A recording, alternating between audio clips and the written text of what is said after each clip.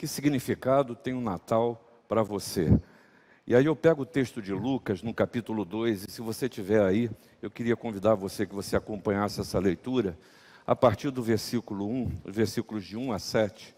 Lucas capítulo 2, versículo de 1 a 7, nos diz o seguinte: naqueles dias foi publicado um decreto de César Augusto, convocando toda a população do império para recensear-se.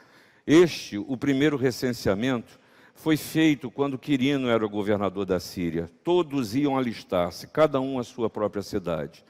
José também subiu da Galiléia, da cidade de Nazaré para a Judéia, a cidade de Davi, chamada Belém, por ser ele da casa e família de Davi, a fim de alistar-se com Maria, sua esposa que estava grávida. Estando eles ali, aconteceu completarem-se-lhe os dias, e ela deu à luz ao seu filho primogênito. Enfaixou-o e o deitou numa manjedoura, porque não havia lugar para eles na hospedaria. O que significa o Natal para você? C.S. Lewis fez essa pergunta a ele mesmo. Escreveu um breve texto dizendo que significados teria o Natal. E o primeiro que ele viu, eu já falei para vocês isso certa vez, que Natal para muitos significa uma festa religiosa e tão somente isso. Ela é importante e obrigatória para os cristãos, mas não é uma festa de interesse de todos. E aí disse C.S. Lewis, sobre isso não vou falar mais nada. O segundo significado que C.S. Lewis percebe para o Natal é que é um feriado popular. Ou seja, é uma ocasião para confraternização e para hospitalidade. Ele diz o seguinte, se fosse da minha conta, eu diria que até apoio essa ideia de confraternização, mas eu aprovo muito mais a ideia de que cada um cuide da sua própria vida. Terceiro significado que C.S. Lewis vê no momento de Natal, ele chama isso de uma infelicidade, que é o pandemônio comercial. E ele, de uma maneira jocosa, diz, a isso eu condeno. Porque essa prática traz tanta dor de cabeça, esse negócio de sair para comprar presente, de passar o Natal em família, tendo que enfrentar esse aspecto comercial, e quase tudo é involuntário. A gente tem que presentear quem nos presenteia. Quando a gente esquece o presente, fica aquele mal-estar. E quando a gente leva os presentes, muitas vezes a gente ganha coisas que a gente nem deseja ganhar, ou que não tem muito significado, e às vezes a gente até dá coisas para as pessoas que não tem grande significado. Será que a gente realmente precisa encontrar esse significado numa festa, numa celebração social, ou quem sabe no pura e simplesmente se alimentar e trocar presentes? E aí, ouvindo isso e lendo o texto e percebendo na letra dessa música, me veio à mente este texto, particularmente o versículo que fala que não havia lugar para Jesus, para eles na estrebaria. E a gente precisa refletir exatamente sobre a ausência do lugar de Jesus. Você percebe que o texto não diz o porquê? Não diz o porquê não havia lugar para eles na estrebaria. Talvez a interpretação mais comum é porque a cidade, por causa do censo, estava cheia demais. Não tinha lugar para Jesus. Mas talvez a interpretação pudesse ser outra. Pode ser que José e Maria não tivessem condições financeiras para estar num lugar melhor. E como o exército de rejeitados que andam pelas nossas cidades, não há lugar para Jesus quando não se tem recursos para muitos. Quem sabe, pode ser que não houvesse tempo para encontrar o lugar. Chegaram apressados. E nesse sentido, não há lugar para Jesus, não dá tempo, não tem tempo para lidar com essas coisas de Jesus. Pode ser, quem sabe, que fosse até tarde demais. Na calada da noite, naquela hora do dia, não era tempo para encontrar lugar para Jesus. Pode ser que aquele lugar até não fosse o lugar para uma criança, e a inocência de um nascimento, aquela área, talvez digam os médicos, era uma área insalubre, uma estrebaria. Ali também não havia lugar para Jesus, porque aquele ambiente não era propício, ou quem sabe, era um ambiente pesado demais. Aí você vê o cuidado do médico Lucas em explicar a situação do país no momento do nascimento do Senhor Jesus. Israel, você sabe, era um povo dominado pelos romanos. César Augusto era o imperador romano. Você ouviu o seu nome de Quirino, governador da Síria. A decisão sobre um recenseamento para manter, isso era uma prática romana, para manter o controle das nações dominadas. E a decisão do recenseamento, ela se dá pelo movimentar das pessoas em direção à sua cidade de nascimento. E aí, Lucas nos explica o impacto dessa decisão na família de José. Todos tinham que ser recenseados e ir para o lugar de origem. Eles saem lá da Galileia e descem, aquilo tudo. São mais de 1000 quilômetros, andando e quem sabe em cima de um animal, para chegar a Belém. São 145 quilômetros de distância andando. Era desse jeito que se caminhava. E o bebê nasce. E o texto revela que a condição de José e de Maria não era definitivamente das melhores. E aí, nesse tempo de Natal, e a minha oração é que o Senhor nos permita, a mim e a você, encontrar nesse dia algo que dê significado para a celebração que logo mais você vai fazer na sua família com os seus. Ou quem sabe, sozinho em casa, que não seja um tempo de solidão e tristeza, mas de plenitude na certeza de que Deus é presente, independente do que se tem ou do que se não tem, porque a sua presença é segurança de saciedade. Porque mesmo não havendo lugar para Jesus aos olhos dos homens, a primeira coisa que Lucas está nos mostrando aqui é que Deus intervém na história. Deus intervém na sua história. E eu e você somos pródigos em colocar pontos finais em momentos da nossa vida que quem foi que determinou que acabou? Quem foi que determinou que não tem mais jeito? Quem foi que falou para você que não tem saída? Tenha certeza de que aquele menino que não tinha lugar, nasceu neste lugar pouco recomendável para uma criança. E foi exatamente no lugar que eu e você não quereríamos estar, que veio e nasceu o Salvador do mundo. Ao nos mostrar as decisões de César Augusto, a posição de Quirino, Lucas nos mostra que os grandes poderes de então tomaram suas decisões, achando que fizeram-se os maiorais, mas Deus ordena as circunstâncias e até os poderes da terra para o cumprimento da sua vontade. Não fomos largados à própria sorte, é a mensagem do Natal. Porque não há autoridade que não proceda de Deus, e as autoridades que existem foram por Ele instituídas. Veja só, Quirino, César Augusto jamais pensaram que a sua decisão, o que geraria, sabe o que era? Era o cumprimento da profecia. De que de Belém, Efrata, nasceria ou viria o Salvador. Cuidado com as suas conclusões na vida, porque muitas vezes a gente maldiz coisas que é Deus que está conduzindo a sua história, e eu não posso esquecer, e eu tenho que me lembrar, que todas as coisas cooperam para o bem daqueles que amam a Deus. Agora, desliga o microfone. Falar uma coisinha do meu coração para você aqui. Tem certas horas que não consigo entender que a coisa coopera para o bem. Você é assim também? É nessa hora que a gente precisa desenvolver a fé que confia nas intenções de Deus, que confia na intenção de Deus, que Ele nunca falhou. Nunca falhou. E aí, você pega a Bíblia, vê o Gênesis, vê o Êxodo, aquele povo fala mal, reclama e Deus supre. Anda por deserto, Deus livra da comida, da sombrinha, da carne, faz um churrasco no deserto, faz esse povo andar, fala de uma terra prometida, entra nesse lugar, dá a terra para eles, e o povo sempre vivendo as suas inseguranças, vivendo as suas inconsequências, como eu e você. Mas a gente precisa lembrar que isso para a minha família e para a sua família tem um grande impacto. Nos ajuda a entender as mudanças que o tempo se nos traz. Nos ajuda a entender que o mesmo Deus que fala o meu coração, fala o coração da minha esposa, dos meus filhos. O mesmo Deus que está lidando com você nas suas imperfeições, tenha certeza que está lidando com os seus. Cuidado para não achar que a sua fé é maior do que os outros, ou quem sabe que você é dono de Deus ou dona da vontade de Deus e que as coisas têm que ser do jeito que você quer.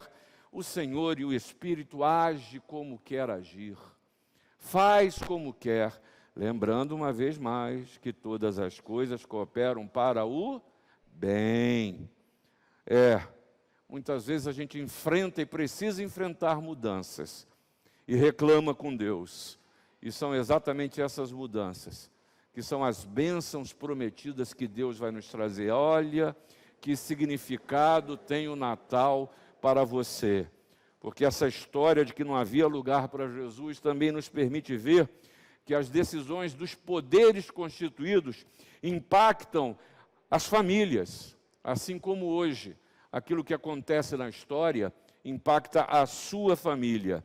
Mas não se esqueça que o Deus que intervém é o Deus que tem um projeto de salvação, de te salvar, de fazer novo, de começar de novo. Veja só que trabalheira, gente. Uma mulher grávida, um adolescente, se deslocando por estradas poeirentas, e viajar era perigosíssimo. Se a gente fala de violência no Rio de Janeiro, você já entendeu o contexto da viagem deles. Era algo que se esperava a violência, cansaço, falta de alimentação, transporte, onde dormir. São exemplos que Maria e José viveram e que eu e você vivemos isso no dia a dia e muitas vezes nem percebemos, nem nos apercebemos.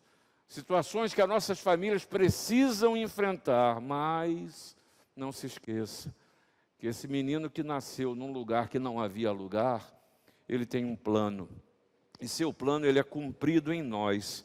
Lembre-se o que já havia dito o profeta Miqueias. E você, ó Belém Efrata, pequena demais para estar entre os milhares de Judá, de você me sairá aquele que será o governante de Israel. Do nada, do simples, daquilo que a gente espera, daquilo que muitas vezes a gente não vê força nem poder. É assim que Deus age em meu e seu favor. E aí, você precisa se lembrar, para encontrar significado, você precisa lembrar, para que você acalme o seu coração e a sua alma, que Deus está cuidando de você, e Deus está cuidando da sua família. Não adianta, eu posso até abandonar a Deus, mas o Senhor não larga. Sabe por quê? Porque o seu amor não tem medida, gente. O amor de Deus não tem medida. Não é se você vier um pouquinho mais à igreja, espero que você venha. Não é você lendo um pouco mais a Bíblia, espero que você leia. Não é porque você vai orar mais ou menos, espero que você ore. Mas não é quantidade. É amor que não tem medida. É do jeito que você é. E muitas vezes a gente quer ser diante de Deus aquilo que a gente não é. Não é. O Senhor que te criou, Ele sabe do seu jeito, sabe da sua vontade. Por isso, Lucas nos permite ainda ver uma terceira coisa para a gente perceber o significado do Natal. Que Deus lida com as situações da vida, sejam elas pequenas, grandes, impossíveis ou intransponíveis. Deus lida com as circunstâncias da nossa vida. E veja só, as dificuldades enfrentadas por José e Maria nos ensinam muito. Andar isso tudo, podia ser que eles esmorecessem. Mas a mensagem de Jesus para a gente no seu nascimento é: não esmoreça diante das lutas ou pelas lutas. Não se deixe derrotar. Perceba que o mais importante não são as lutas, mas o que elas produzem em você. Porque a gente fala dos problemas que a gente vive, mas a gente se esquece, infelizmente a gente passa pelas lutas, mas elas produzem em cada um de nós amadurecimento, profundidade. Produz em cada um de nós a desestabilização, e ninguém gosta disso.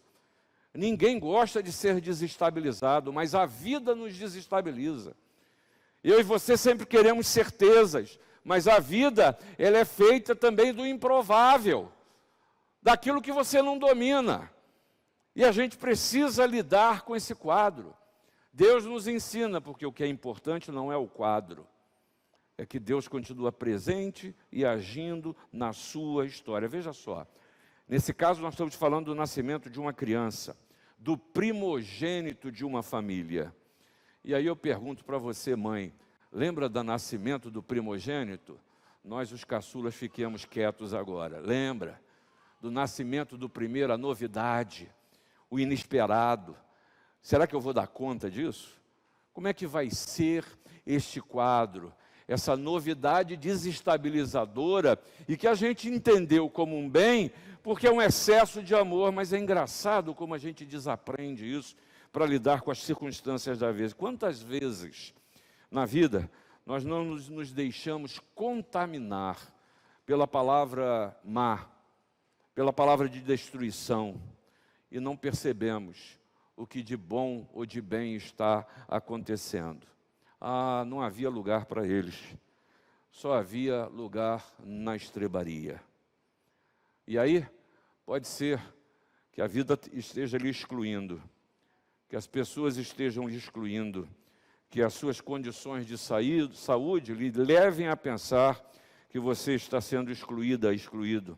E há momentos que a gente se sente no final de uma estrebaria mesmo, sem lugar para nós. Mas não se esqueça que nesse lugar foi nascido o Salvador.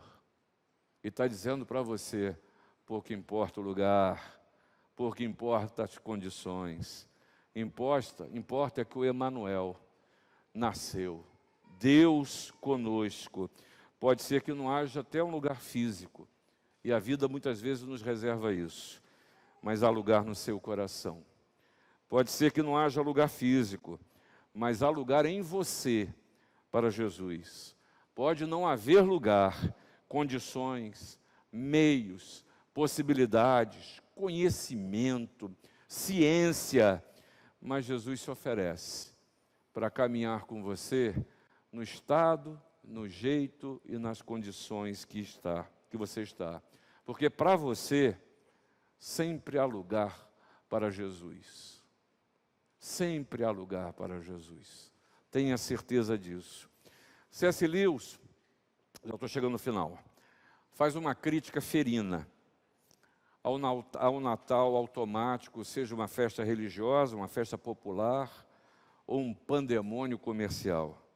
Ele nos convida a viver um Natal que tenha um significado que seja real para você e para a sua família, com a consciência de que o menino que nasceu numa manjedoura te ensina que Deus lida com poderes da terra, Deus lida com nossas famílias, Deus lida conosco, e tudo isso por amor em Jesus.